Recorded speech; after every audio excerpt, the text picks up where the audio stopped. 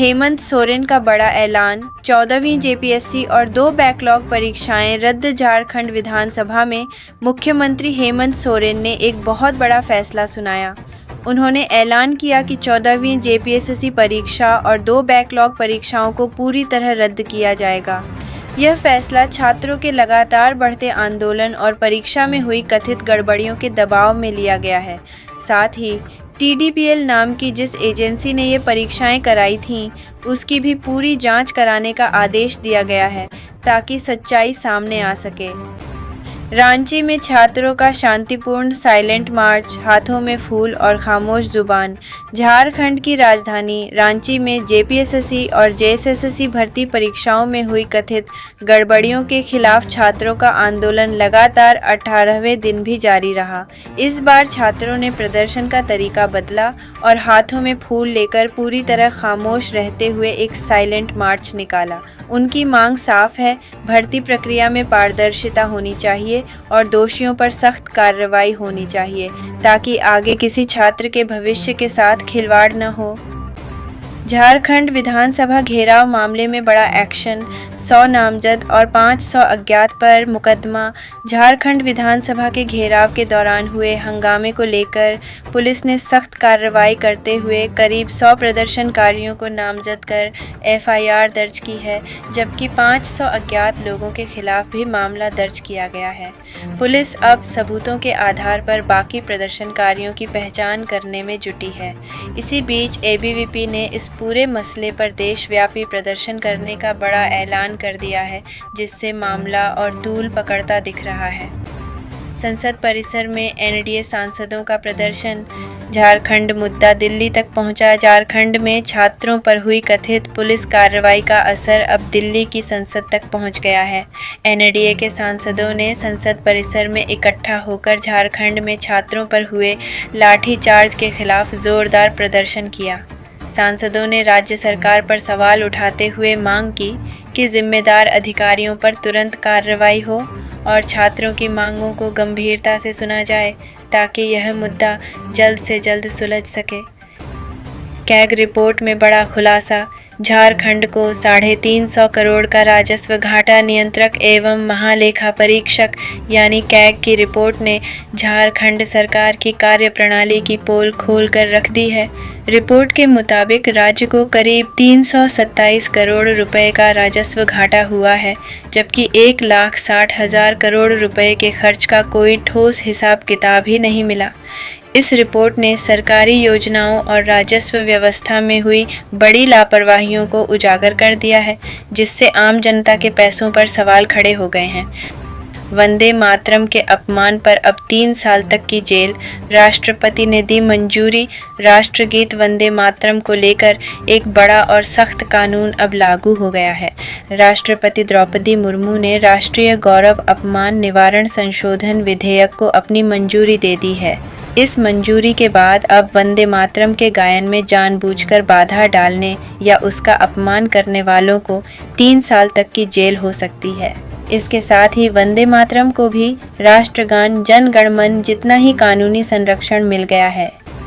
Delhi police ने जारी किए 19 वांटेड आतंकियों के पोस्टर। सुरक्षा कड़ी। स्वतंत्रता दिवस से ठीक पहले दिल्ली पुलिस ने सुरक्षा व्यवस्था को और चाक चौबंद करते हुए 19 वांटेड आतंकियों के पोस्टर जारी किए हैं। इन पोस्टरों में अल-कायदा, इंडियन मुजाहिदीन और खालिस्तानी संगठनों से जुड़े संदिग्धों के नाम और तस्वीरें शामिल हैं।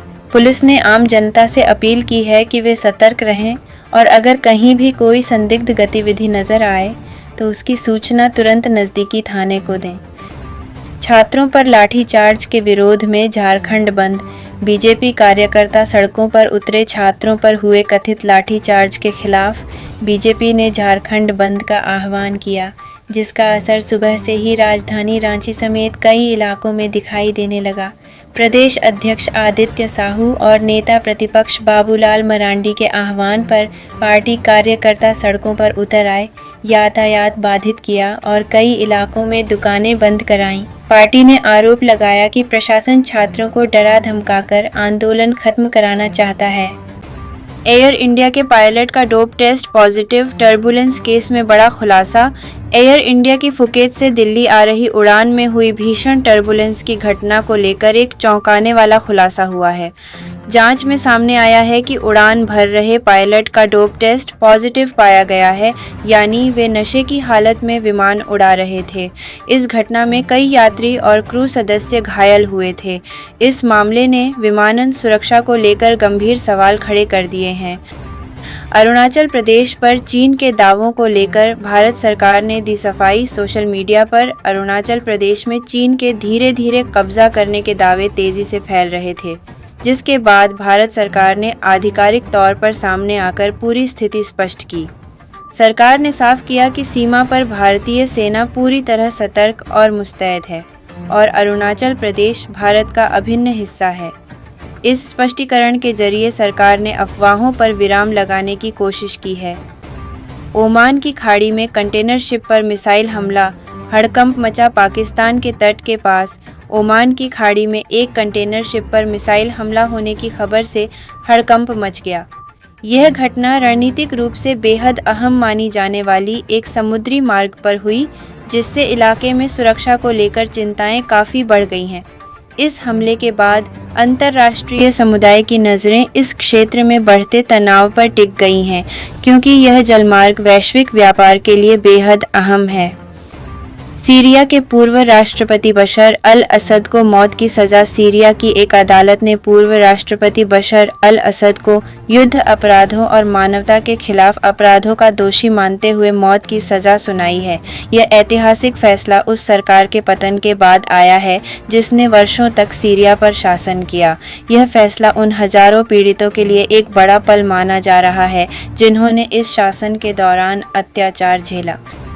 पटना के डॉक्टर से 2 करोड़ 3 लाख की वसूली, ब्लैकमेल गैंग का खुलासा। पटना में एक डॉक्टर के साथ बेहद चौंकाने वाली ठगी का मामला सामने आया है। एक कोचिंग संचालिका महिला ने डॉक्टर को झूठे दुष्कर्म केस में फंसाने की धमकी देकर उनसे 2 करोड़ 3 लाख रुपए वसूल लिए। पुलिस ने महिला, उसके पति और एक अन्य व्यक्ति के खिलाफ प्राथमिकी दर्ज कर ली है और अब इस पूरे संगठित गिरोह का पर्दाफाश करने में जुटी हुई है।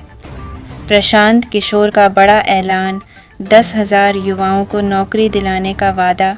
बांकीपुर विधानसभा सीट से जीत दर्ज करने के बाद प्रशांत किशोर ने एक बड़ा ऐलान किया। उन्होंने कहा कि क्षेत्र के 10,000 पढ़े लिखे बेरोजगार युवाओं को बड़ी कंपनियों में प्राइवेट नौकरी दिलवाई जाएगी। इसके लिए उन्होंने लोगों से अपील की कि वे अपने बच्चों का CV उनके कार्यालय में जमा करें ताकि युवाओं को रोजगार से जोड़ने का यह अभियान जल्द शुरू किया जा सके। गोरखपुर में तलवार से बेरहमी से हत्या, वीडियो वायरल होते ही इलाके में तनाव। उत्तर प्रदेश के गोरखपुर से एक बेहद दिल दहला देने वाली खबर सामने आई है। बिजली ठेकेदार शिव कुमार तिवारी की तलवार से बेरहमी से हत्या कर दी गई और इस पूरी घटना का वीडियो सोशल मीडिया पर तेज़ी से वायरल हो गया। इस वीडियो के सामने आते ही पूरे इलाके में तनाव फैल गया और पीड़ित परिवार में मातम के साथ साथ स्थानीय लोगों में भारी आक्रोश देखा गया। सरकारी भर्ती परीक्षाओं में बार बार विवाद, पेपर लीक से टूटता युवाओं का भरोसा। देश भर में सरकारी भर्ती परीक्षाओं को लेकर बार बार सामने आ रहे विवादों ने आम जनता और ख़ासकर युवाओं का भरोसा हिलाकर रख दिया है। सिर्फ पेपर लीक ही अकेली वजह नहीं है, बल्कि पूरी भर्ती प्रक्रिया में कई खामियां छिपी हुई हैं, जिनकी वजह से लाखों अभ्यर्थियों की मेहनत बर्बाद हो जाती है। यह मुद्दा अब झारखंड ही नहीं, पूरे देश में एक बड़ी बहस का विषय बन चुका है। कच्चा तेल 2% से ज़्यादा महंगा। अमेरिका ईरान तनाव से बड़ी चिंता। अमेरिका और ईरान के बीच एक बार फिर बढ़ते टकराव का सीधा असर अब अंतर्राष्ट्रीय बाजार पर पड़ने लगा है। कच्चे तेल की कीमतों में 2% से ज़्यादा की तेज़ी दर्ज की गई है। जानकारों का मानना है कि अगर यह तनाव इसी तरह बढ़ता रहा तो आने वाले दिनों में तेल की सप्लाई बाधित हो सकती है, जिसका सीधा असर आम आदमी की जेब पर भी पड़ सकता है।